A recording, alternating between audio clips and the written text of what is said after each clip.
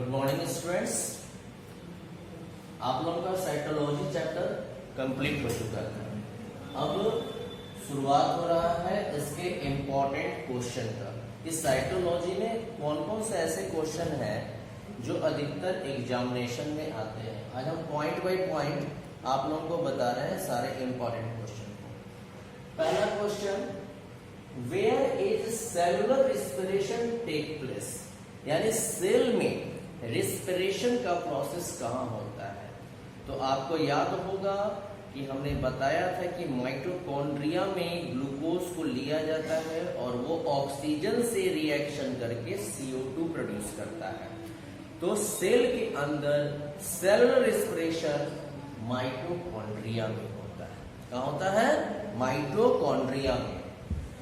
Where is leucoplast is present, हमने आपको बताया था कि प्लास्टिड के 3 पार्ट होते हैं, क्लोरोप्लास्ट, क्रोमोप्लास्ट एंड ल्यूकोप्लास्ट। और ल्यूकोप्लास्ट कहाँ रहता है? रूट में। कहाँ रहता है? रूट में।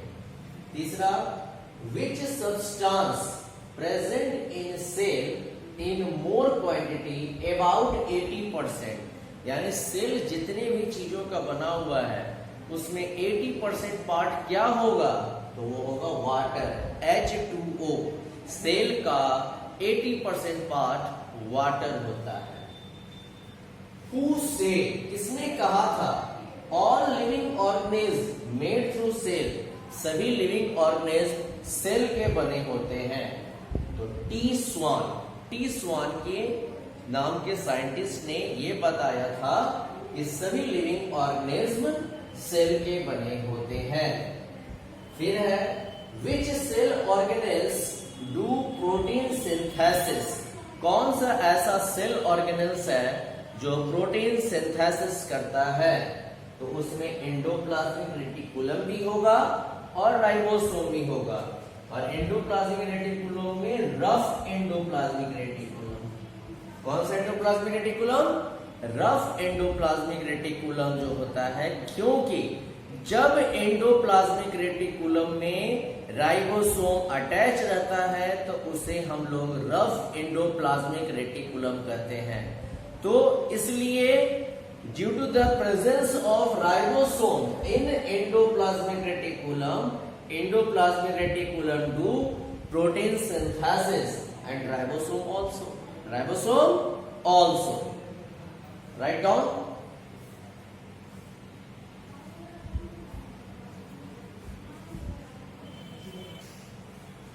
चलिए स्टूडेंट, अब आगे के क्वेश्चन पे ध्यान देते हैं। What is the main function of lysosome? हमने यहां लिखा है सेलुलर डाइजेशन। सेलुलर डाइजेशन का मतलब समझिए, हम लोग का जो शरीर है, हम लोग का जो बॉडी है, हम लोग में फूड का डाइजेशन स्टमक और स्मॉल इंटेस्टाइन में होता है। लेकिन जब वो खाना हमारे सेल तक पहुंचता है तो सेल में उनका एक बार और डाइजेशन होता है और वो होता है लाइसोसोम के द्वारा। किसके द्वारा होता है? लाइसोसोम। क्योंकि लाइसोसोम एक एंजाइम्स प्रोड्यूस करता है, हाइड्रोलाइटिक एंजाइम, जिसके द्वारा सेल में फूड का अगेन डाइजेशन होता है। और अगर बात करें कुछ यूनिसेलुलर ऑर्गेनिज्म, जैसे कि बात करते हैं अमीबा का, अमीबा में भी लाइसोसोम होता है, उसमें हमारे जैसा स्टोमक और इंटेस्टाइन नहीं होता। तो ऐसे कंडीशन में अमीबा में फूड को डाइजेस्ट करने का काम लाइसोसोम करता है, यानी वो सेलुलर डाइजेशन का काम करता है। सेल के अंदर डाइजेशन होना सेलुलर डाइजेशन कहलाता है। अब बात करते हैं परमेबल, यानी परागमय सेल ऑर्गेनेल्स आर, यानी सेल, कौन सा सेल ऑर्गेनेल्स है जो परमेबल है? तो इसमें एग्जांपल है सेल वॉल का।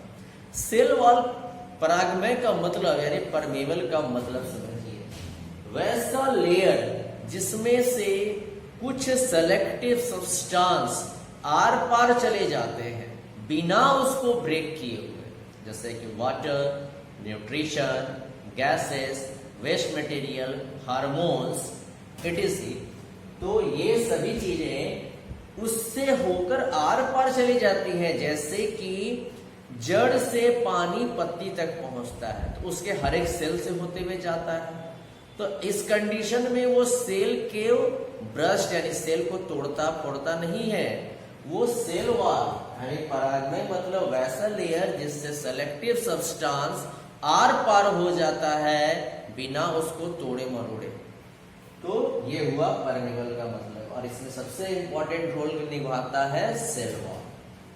अब आता है कौन सा ऐसा माइक्रो ऑर्गेनिज्म है, जब हम माइक्रो ऑर्गेनिज्म का बात करते हैं, in which micro organism mitochondria is absent. अगर हम माइक्रो ऑर्गेनिज्म का बात करते हैं उसमें बैक्टीरिया आता है, फंगी आता है, एल्गी आता है और बहुत सारे आते हैं, ठीक है ना।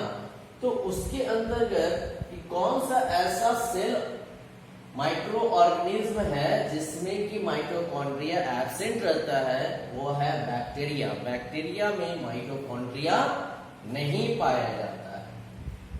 अब है who give the model of DNA. DNA का मॉडल सबसे पहले किसने दिया था? तो डीएनए का मॉडल सबसे पहले वाटसन एंड क्रिक नाम के साइंटिस्ट ने दिया था, जिसके लिए इन्हें नोबेल प्राइज भी मिला था। Who give the model of DNA? Answer Watson and Crick, जिसके लिए इन्हें नोबेल प्राइज मिला था। और who discover the nucleus? Nucleus की खोज सबसे पहले किसने की थी? तो ब्राउन नाम के साइंटिस्ट ने। ब्राउन, याद रखिएगा। नोट्स आप लोग उतार लीजिए, देख लीजिए बार बढ़िया से।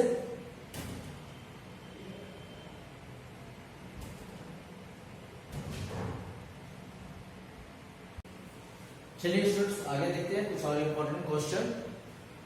Who discover endoplasmic reticulum? Endoplasmic reticulum की खोज सबसे पहले किसने की थी? तो रॉबर्ट्स ने। किसने की थी? रॉबर्ट्स ने। Who discover electron microscope? ये क्वेश्चन अधिकतर पूछा जाता है कि इलेक्ट्रॉन माइक्रोस्कोप की खोज किसने की थी? तो नाउल एंड रस्का। नाउल एंड रस्का नाम के साइंटिस्ट ने सबसे पहले इलेक्ट्रॉन माइक्रोस्कोप की खोज की थी। In which micro organism true nucleus is absent? कौन सा ऐसा माइक्रो ऑर्गेनिज्म है जिसमें कि न्यूक्लियस एब्सेंट रहता है? बैक्टीरिया। बैक्टीरिया में न्यूक्लियस नहीं पाया जाता। In which organism more number of chromosome are present? यानी कौन से ऐसे ऑर्गेनिज्म होते हैं जिनके सेल में सबसे ज्यादा क्रोमोसोम पाए जाते हैं? तो इसमें एग्जांपल है ओफियोग्लोसस। ओफियोग्लोसस एक वाटर एनिमल्स होता है, यानी पानी में पाया जाने वाला जीव होता है, जिसके में सबसे ज्यादा से क्रोमोसोम पाए जाते हैं। Centre of cell biology is present in? हमारे देश में सेंटर ऑफ सेल बायोलॉजी कहां प्रेजेंट है? तो हैदराबाद में। कहां है? हैदराबाद में। और वेरी स्मॉल सेल इज? सबसे छोटा सेल कौन होता है? तो माइकोप्लास्ट। माइकोप्लास्ट। अब आप सुनिए, यहां पर इस चैप्टर का सारे इंपॉर्टेंट क्वेश्चन और नोट्स हो चुके हैं। कुछ दिनों के बाद आपको एक डेट दे दिया जाएगा जिसमें इसका एक रिटन टेस्ट आपको ऑर्गेनाइज किया जाएगा और उसका आंसर आपको 1 या 2 दिन में मिल जाएगा। और अगले क्लास से हम लोग शुरू कर रहे हैं बायोलॉजी का अगला टॉपिक टिश्यू, ऊतक। आप लोग रेडी रहिएगा, कल हम लोग उसी को शुरू करेंगे, टिश्यू को।